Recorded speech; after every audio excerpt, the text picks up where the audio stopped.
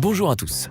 Les 2 tiers de notre planète sont recouverts d'eau, mais seuls 3% de la masse d'eau totale est de l'eau douce.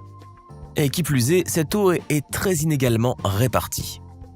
De sorte que de nombreux pays sont confrontés à une pénurie d'eau douce et pour certains d'entre eux, c'est un problème très grave qu'ils essaient de résoudre de différentes manières.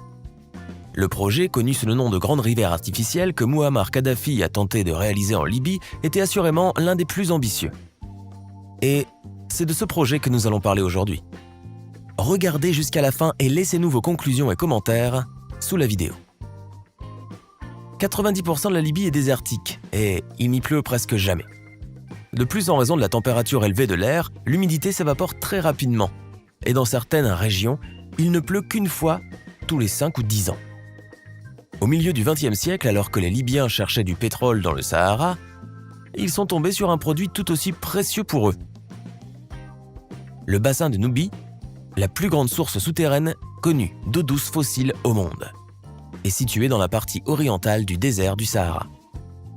Il couvre une superficie d'un peu plus de 2 millions de kilomètres carrés et s'étend sur les territoires de 4 pays du nord-est de l'Afrique. Ces réserves d'eau sont extraordinaires et se comptent en milliers de kilomètres cubes. Dans les années 60, on a d'abord pensé à construire un système d'irrigation géant, mais le projet n'a véritablement démarré que dans la première moitié des années 1980, au moment où Mouammar Kadhafi a donné son feu vert à un vaste projet d'infrastructure. Le dictateur libyen avait l'intention d'extraire l'eau du sol et de la transporter vers les villes du nord du pays. Selon les calculs les plus optimistes, en y puisant 1,5 milliard de mètres cubes d'eau par an, les réserves devraient suffire pour 4800 ans. La mise en œuvre du projet a été divisée en 5 étapes. La première étape a été la construction d'une usine capable de produire d'énormes tuyaux de 80 tonnes pouvant facilement servir de tunnel pour les voitures. Au total, plus d'1 demi-million de ces tuyaux d'un diamètre de 4 mètres ont été produits, et la majeure partie de l'aqueduc a été réalisée avec ces derniers. De plus, afin de faire naître la Grande Rivière Artificielle, les employés de diverses grandes entreprises étrangères sont venus travailler en Libye, dont des Américains, des Japonais et des Allemands, mais la majeure partie de la première phase a été mise en œuvre par des spécialistes de Corée du Sud. Les tuyaux en béton ont été transportés sur des routes conçues de façon à pouvoir supporter le passage de camions lourds. La première phase a aussi impliqué la construction d'un aqueduc d'une longueur de 1200 km. D'énormes tranchées ont été creusées pour installer les tuyaux, car le réseau devait être posé à des profondeurs allant jusqu'à 6 mètres. Au total, environ 85 millions de mètres cubes de sol ont été déplacés et le coût de cette première phase du projet s'est élevé à près de 5 milliards de dollars.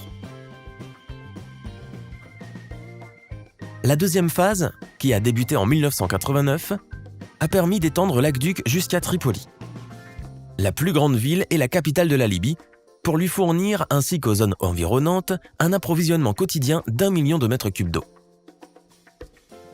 La troisième phase a permis de relier les installations de l'oasis de Koufra à Benghazi, la deuxième ville du pays. À partir de Benghazi, il était envisagé de construire un aqueduc secondaire vers la ville de Tobrouk et de relier le tout en un seul système près de la ville de Sirte. De sorte qu'un gigantesque réseau de tuyaux, d'aqueducs et de réservoirs a été construit.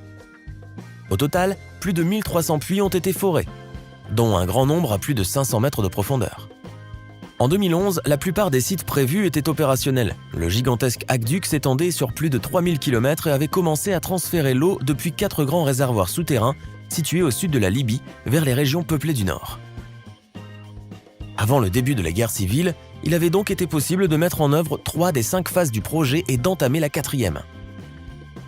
Grâce à la Grande Rivière Artificielle, les Libyens ont réussi à amener 6,5 millions de mètres cubes d'eau douce par jour aux villes et aux agglomérations, approvisionnant ainsi 4,5 millions de personnes. À noter que l'agriculture consommait 70% de cette eau. Le pays a ainsi pu développer de grandes exploitations agricoles produisant du blé, de l'orge, des légumes et des agrumes. En fait, la Grande Rivière Artificielle a été conçue à l'origine non seulement pour fournir de l'eau à la population, mais aussi pour réduire la dépendance aux produits importés. Elle a en outre contribué à l'extension des zones vertes dans le nord et l'ouest du pays, ce qui a permis d'éviter une désertification plus importante. Mais cette construction massive a coûté à la Libye une somme d'argent impressionnante, Et selon diverses sources, le coût total du projet aurait été d'environ 24 milliards de dollars. En 2011, la majeure partie du projet étant déjà en place et son achèvement était prévu pour 2015. Il est intéressant de noter que le pays a compté sur ses seules ressources pour financer le projet. Ce sont les taxes sur le tabac et le carburant, de même que les recettes pétrolières qui ont permis de réunir l'argent nécessaire. Cependant, il est peu probable que nous sachions un jour ce que le projet a vraiment coûté à la population. Le monde entier connaît Kadhafi comme un tyran sanguinaire et son régime était considéré en Occident comme l'une des sources du terrorisme international. Mais il y a un autre point de vue et certains continuent à le considérer comme un politicien talentueux et un dirigeant de grand talent, qui a beaucoup fait pour les Libyens ordinaires. Laissons donc le soin aux historiens de porter un jugement sur la personnalité du colonel Kadhafi. Dès la troisième étape de la construction, en 2008, la grande rivière artificielle a été inscrite dans le livre Guinness des records en tant que plus grand complexe d'irrigation au monde. Les médias occidentaux ont été réticents à parler de ce projet, même si en termes d'ampleur des travaux, peu de choses peuvent lui être comparées. À elle seule, la production des tuyaux est impressionnante. Pour la fabrication de chaque tuyau, de 7,5 mètres de longueur, 8 km de fil métallique ont été nécessaires. De sorte que la longueur totale de fil métallique utilisée équivaut à 230 fois le tour du globe. La quantité de pierre et de sable utilisée pour la fabrication des tuyaux suffirait à construire 16 pyramides de Gizeh, et la quantité de ciment utilisée pour le projet serait suffisante pour construire une autoroute allant de Tripoli à Saint-Pétersbourg en passant par Moscou. Objectivement, les Libyens ont réussi à créer une véritable merveille d'ingénierie grâce à laquelle il a été possible d'irriguer des milliers d'hectares de terre et de changer profondément la région. Mais la construction s'est arrêtée depuis 2011 en raison de la guerre civile. Et naturellement, les projets d'irrigation ne sont pas en ce moment une priorité.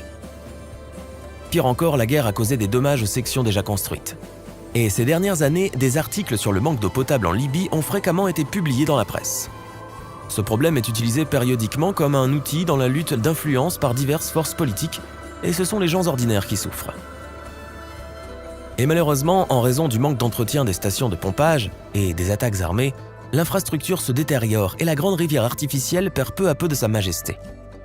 Il n'y a plus personne pour l'entretenir et l'eau manque à Tripoli et à Benghazi, et plus encore dans le désert. Selon les experts, si le projet était pleinement mis en œuvre, et s'il n'y avait aucun obstacle à son fonctionnement ininterrompu, l'Afrique du Nord pourrait devenir le grenier à blé du monde. Avec son projet sur l'eau, la Libye pourrait amorcer une véritable révolution verte. Cela permettrait également de résoudre de nombreux problèmes alimentaires en Afrique.